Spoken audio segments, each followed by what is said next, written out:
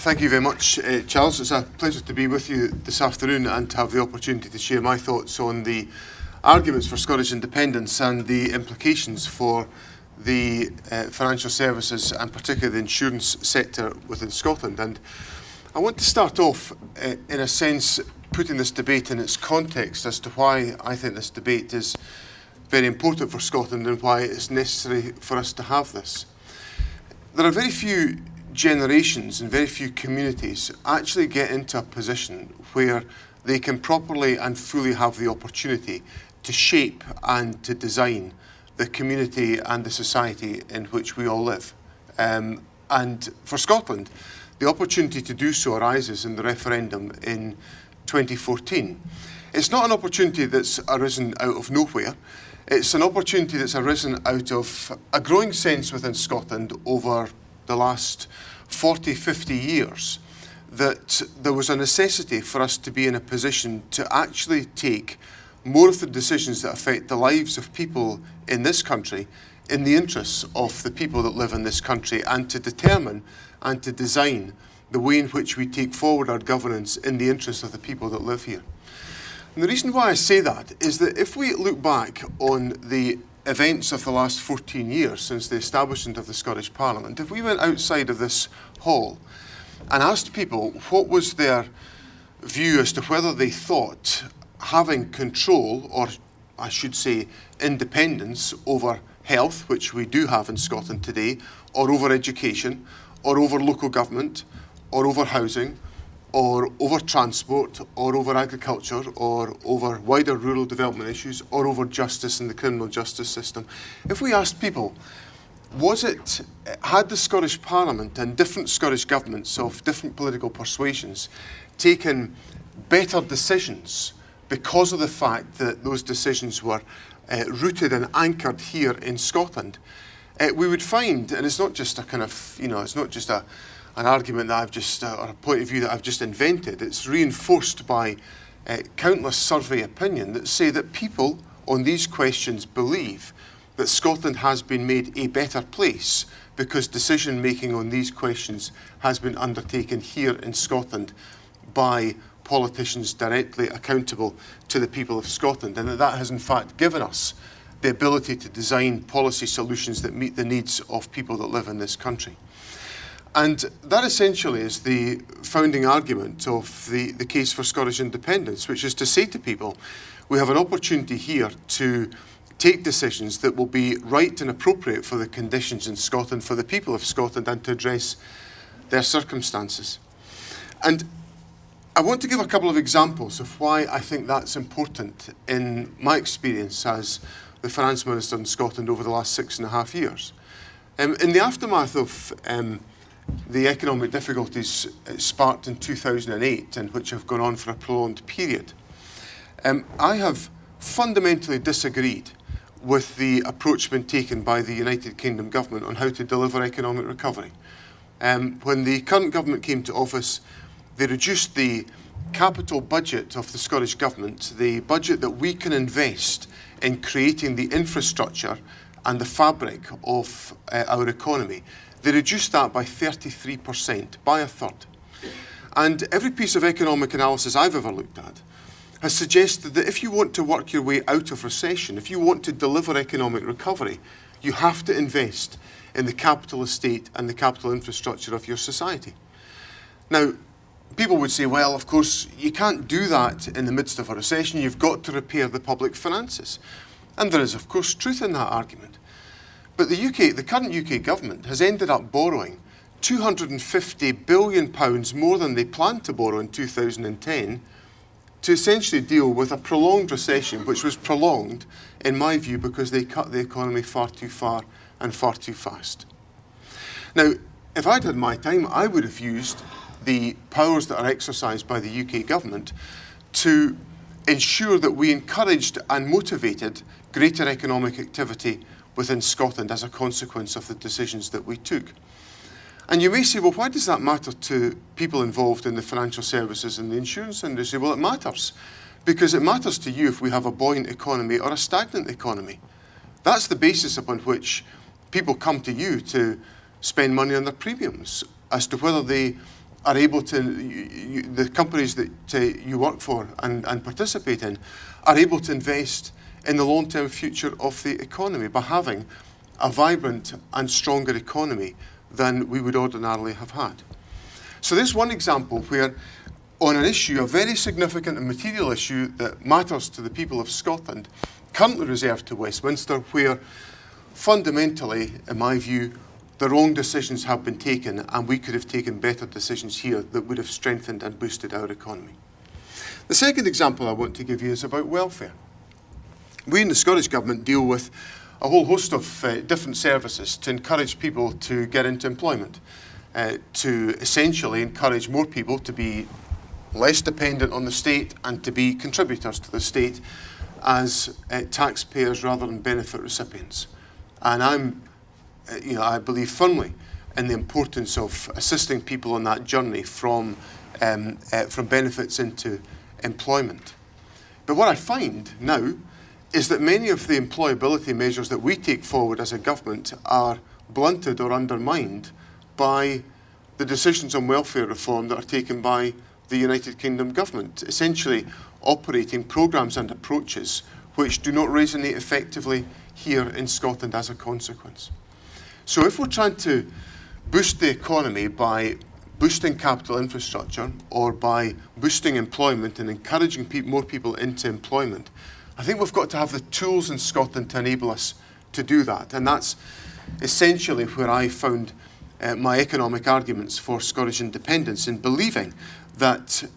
it will be better if we align the issues and the considerations that we take forward on the big issues like the economy and welfare in exactly the same foundations as we take forward the arguments on ensuring that the health service meets our needs here in Scotland, or that our education service is appropriate for our needs in Scotland, because these are the areas that we have 100% control over at the present time within Scotland. There will be no further powers that come to us over health if Scotland becomes, in the running of the health service, an independent country. So we have to think about the issues that arise in this debate within that context of how we create a stronger economy, and the purpose of Scottish independence for me is about creating a stronger and more dynamic economy. Now, in getting to that position, the Scottish Government has set out, with the assistance of a range of independent experts, some clear arguments about how Scotland progresses to independence on some of the major economic questions that will have an impact on the financial services sector within Scotland. We invited a group of leading economists around the globe to come together and to form what is called the Fiscal Commission. And the Fiscal Commission has given us authoritative input into the debate on Scottish independence about the structures and the approaches that are necessary for the economic management of an independent country. And the first point, the key argument that the Fiscal Commission has advanced, is that there is an inextricable connection between some of these key elements, between the choice of currency that we make for an independent country, about the questions of fiscal stability that we take forward as a country, and the fiscal framework within which an independent country operates. And I think the key to all of those questions has to be the debate around about the currency question. But the currency question is also tied up, and the consideration of that has to be about the wider environment in which we operate or would operate as an independent country. And as you will be increasingly aware within the financial services sector, the regulatory environment within which the sector operates is now increasingly influenced by the move to European-wide regulation and to global regulation about the strength and the operation of many financial services companies within our country. So the decisions we make about currency or about regulation must be informed by the wider discussions and debates about financial services regulation that are taking place in other jurisdictions. And I'll come on to set out some details about that in a moment. One of the other founding arguments of our proposition is the importance of Scotland being a member of the European Union. And I make that point clearly and without equivocation to you today that I think that is essential for Scotland to be an independent member of the European Union. And I say that because what that enables us to do as a country is to be fully active and participating in the financial markets of the European Union and operating under the trading auspices of the European Union. So as a member state of the European Union just now, as part of the United Kingdom, we have access to the economies of the other European states and they have access to our economy. We believe that that should continue for an independent Scotland. And if we believe that's to continue, then what comes with it is also an acceptance of a financial framework, which means that our regulatory approach has to operate in a fashion that is complementary and consistent with the decisions that are taken on many of these questions within the European Union.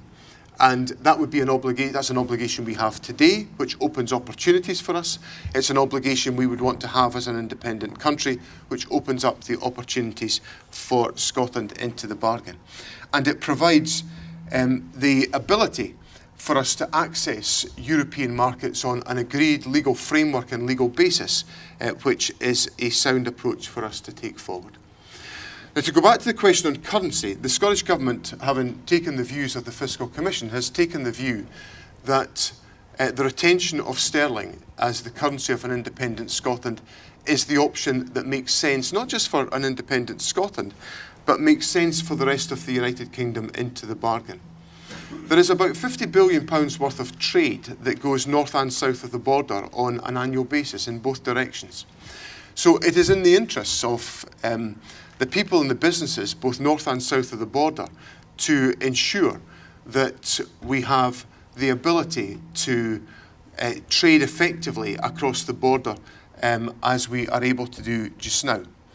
And for that reason, the maintenance of the same currency provides us with that very strong advantage for an independent Scotland.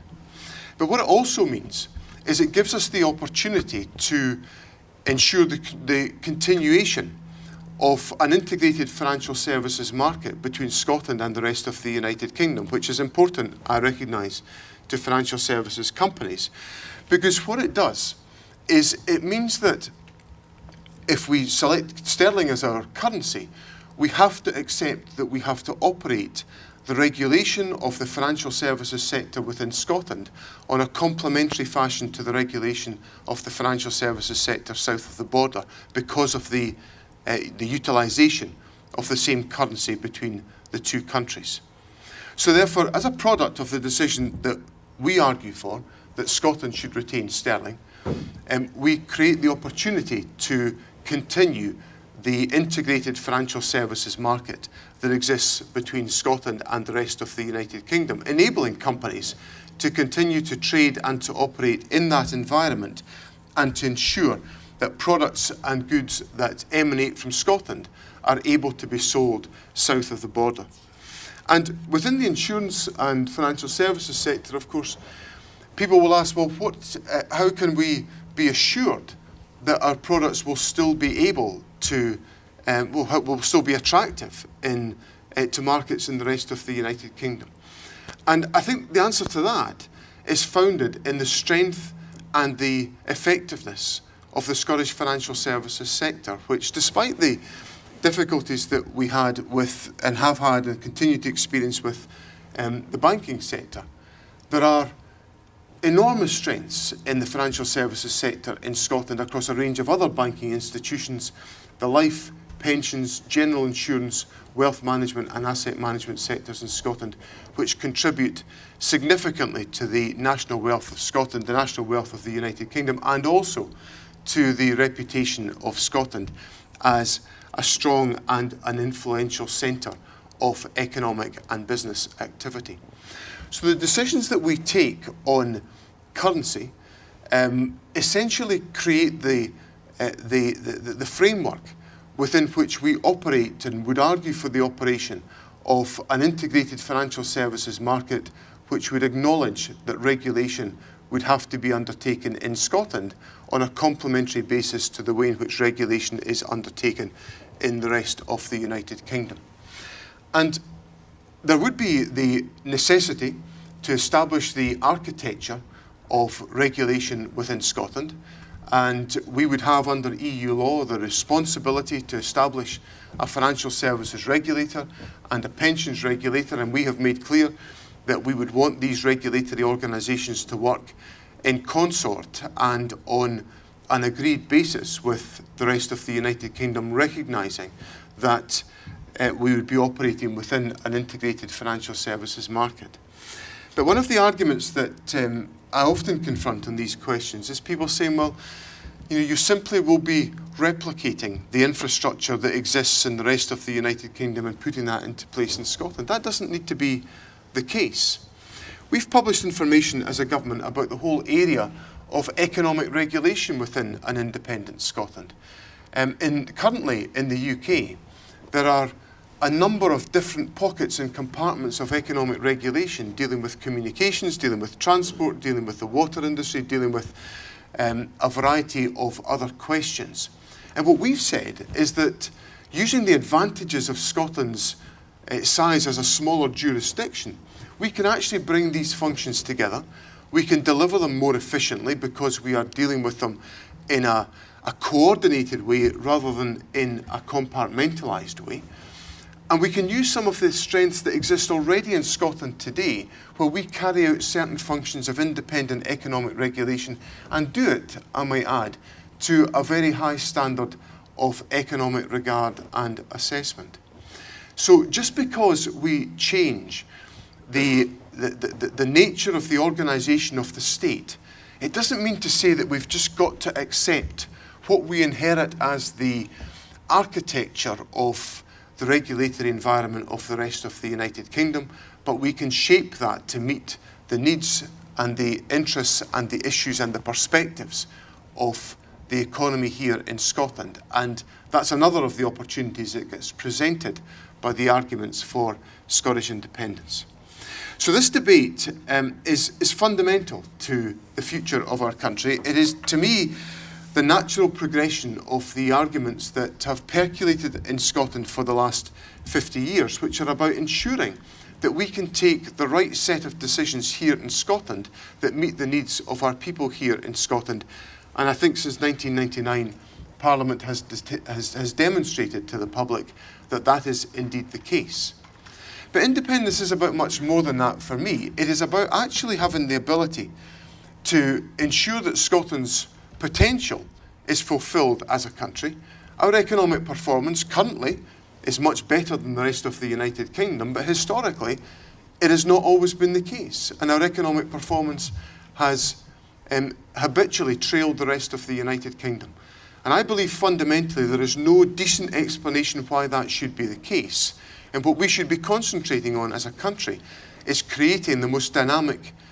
and expansive economy as we can to create the opportunities and the hopes for the people of our country. And I believe we will only do that if we have the necessary economic and financial levers to enable us to exercise those functions and